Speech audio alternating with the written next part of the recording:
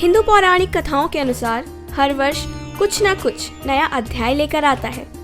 इस वर्ष भी कई व्यक्तियों के लिए अच्छा रहा तो कुछ व्यक्तियों के लिए साधारण सा।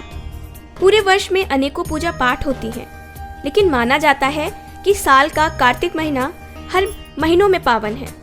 ये पूरा महीना भगवान में पूरे चिंतन और उमंग के साथ अंतरात्मा को जगाने का काम करता है। इस पूरे महीने में व्रत करने का अलग अलग ही महत्व बताया गया है।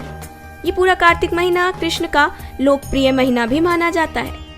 लोग अपने सभी बुरे कामों को त्यागने और शुद्ध जीवन जीने के लिए इस महीने उपवास भी रखते हैं। आइए जानते हैं इस वर्ष के कार्तिक महात्म के बारे में। भगवान विष्णु को अर्पित कार्तिक का ये पावन महीना 21 अक्टूबर से शुरू हुआ और पूरे महीने विष्णु भगवान और उनके कई अवतारों की पूजा अर्चना की गई। इस पूरे महीने में तुलसी जी की पूजा का अत्यंत महत्व और शुभ माना गया है और इसी तरह पूरे महीने तुलसी जी और विष्णु भगवान के अवतारों की पूजा करने के बाद 19 नवंबर को कार्तिक पूर्णिमा वाले दिन कार्तिक माह का पावन महीना समाप्त हो जाएगा और उसके ठीक अगले दिन 20 नवंबर को मार्गशीर्ष मास का कृष्ण पक्ष आरंभ हो जाएगा। लेकिन कार्तिक माह समाप्त होने से पूर्व देवउठनी एकादशी के दिन तुलसी विवाह का विशेष महत्व बताया गया है, जो कार्तिक मास के शुक्ल पक्ष में किया जाता है। पुराणों के अनुसार माना जाता है कि इस दिन भगवान विष्णु 4 महीने की लंबी निद्रा के बाद जागे थे और इसी दिन से सभी शुभ मुहूर्त और शुभ कार्य आरंभ हो जाते हैं। इस दिन भगवान विष्णु का शालिग्राम रूप में तुलसी जी से विवाह किया जाता है। पुराणों के अनुसार ये भी कहा जाता है कि इस दिन भगवान शिव ने त्रिपुरासुर नामक असुर का वध किया था और त्रिपुरासुर असुर के वध की खुशी में देवताओं ने दीपावली मनाई थी।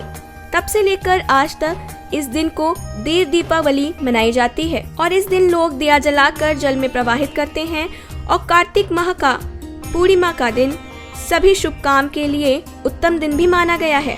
आइए जानते हैं क्यों किया जाता है तुलसी और शालिग्राम का विवाह। पौराणिक कथा में एक स्त्री की पवित्रता होने की कथा है।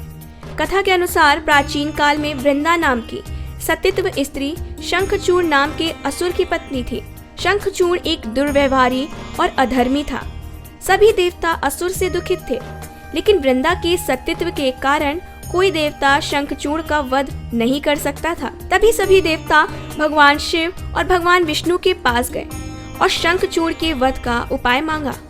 तब भगवान विष्णु ने शंखचूड़ का रूप रख कर वृंदा का सतीत्व समाप्त कर दिया, जिसके बाद शंखचूड़ असुर का वध शिव जी ने किया।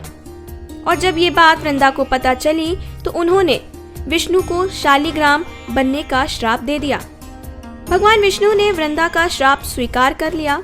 जिस तरह शिव जी को शिवलिंग में पूजा जाता है, ठीक उसी तरह विष्णु जी को शालिग्राम में पूजा जाएगा और वृंदा को तुलसी के रूप में और नदी के रूप में पूजे जाने का आशीर्वाद विष्णु जी ने दिया। तुलसी नेपाल की गंडकी और पौधे के रूप में आज भी धरती पर है। गंडकी नदी में ही शालिग्राम मिलते हैं। विष्णु जी ने यह भी आशीर्वाद दिया कि कार्तिक माह के शुक्ल पक्ष में शालिग्राम और तुलसी का विवाह संपन्न किया जाएगा। तभी से यह विवाह हर वर्ष बड़ी धूमधाम से मनाया जाता है।